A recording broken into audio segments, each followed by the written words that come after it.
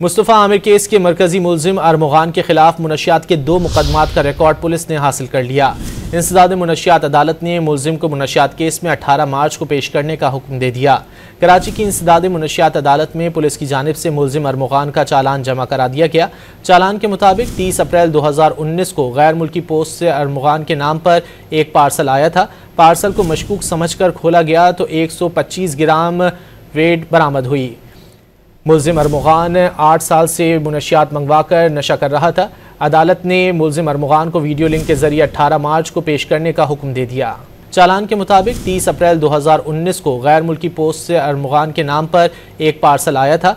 Parcel को मशकूक समझकर खोला गया तो 125 ग्राम वेट बरामद हुई। मुलजिम अरमुगान 8 साल से मुनशियात मंगवा कर नशा कर रहा था। अदालत ने मुलजिम अरमुगान को वीडियो लिंक के जरिए 18 मार्च को पेश करने का हुक्म दे दिया।